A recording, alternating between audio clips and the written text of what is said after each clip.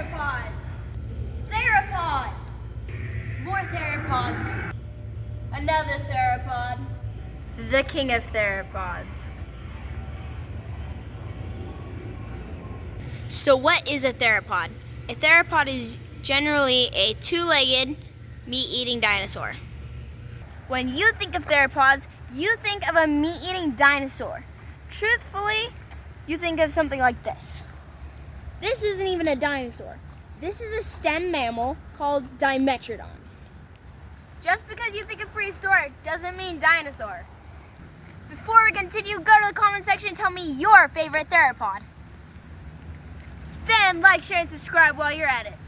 You can break theropods into many different groups, but over time, scientists will change them. Classification of any animal is very intense, especially prehistoric ones.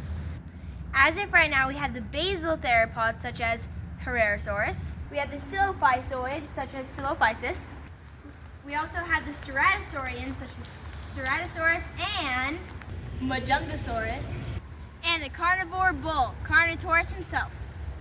Then you have your carnosaurs that are broken into two groups. Your Allosauridae that has Allosaurus and Giganotosaurus, like behind me. And Spinosaurs, such as Spinosaurus and Baryonyx. Then we have our Coelurosaurs that break into groups such as Therizinosaurs, Tyrannosaurs, or Ornithomimids, and our true birds, raptors. Okay, so they're not birds, but birds came from them, which means birds are dinosaurs, but not all dinosaurs are birds. When you hear theropods, you typically think of things with these in its mouth, or like that.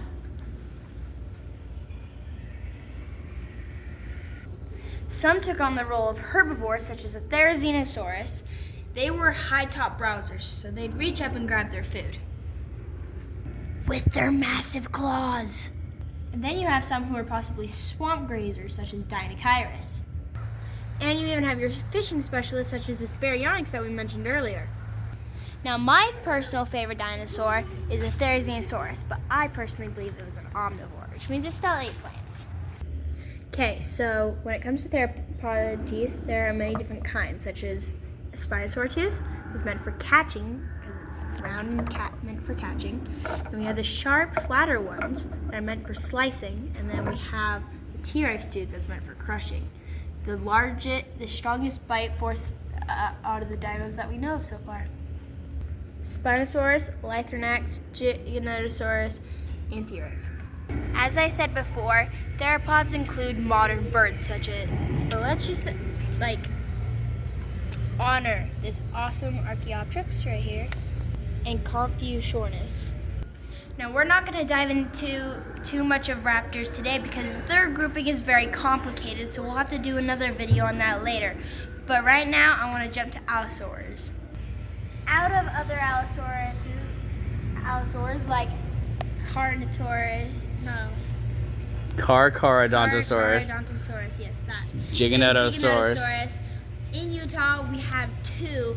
We're just going to focus on those two, which are the two genuses of Allosaurus. We have Fragilis, which has a very thick and big, kind of a bigger crest, but it's small, like closer down to the eye socket, and a lot thicker. Whereas Gemaxini, it's a lot taller and more sharp-shaped, and has a hook, the max and the premax.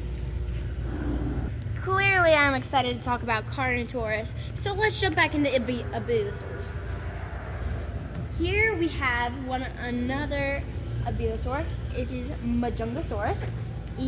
Also, the unicorn dinosaur. It has a small little horn on top of his head, very small, and kind of tucks his arms into the side in a very weird way. Some reason TV shows really like to make this a really tall and lengthy dinosaur, even though it was a really thick, robust animal that was lower to the ground. Kind of like a bull. Yeah. Abulosaurs commonly have very thick heads that are very rough and bumpy. Again, in Carnotaurus, we see that thick nose is very bumpy and rough. And then we also see it got those short, stubby arms, except this one has a lot longer legs. Carnotaurus does have horns on its head. And if you looked at the Majungasaurus inside, it also had a horn on its head. So I guess they really like horns. And yes, I do know about the new Dinosaur from Africa, and I have seen its skull, and let's just say it's a good one. I already know its name, but I'm not telling you. Lastly, the Tyrannosaurus. In the end of the Cretaceous period, there were dinosaurs like Majungasaurus that ruled the southern hemisphere and Tyrannosaurs in the northern hemisphere.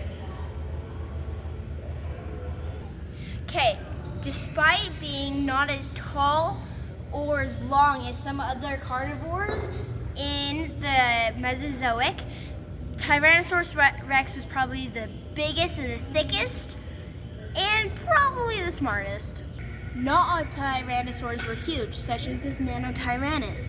Nanotyrannus is now officially known as its own genus, despite all the arguments that's saying that it might not be. So, as you can tell, small tyrannosaur. Now, we could have gone so much deeper into the theropods in the Mesozoic, but we don't have all the time in the day, and we will make more videos. But for now, I need you to like, share, and subscribe.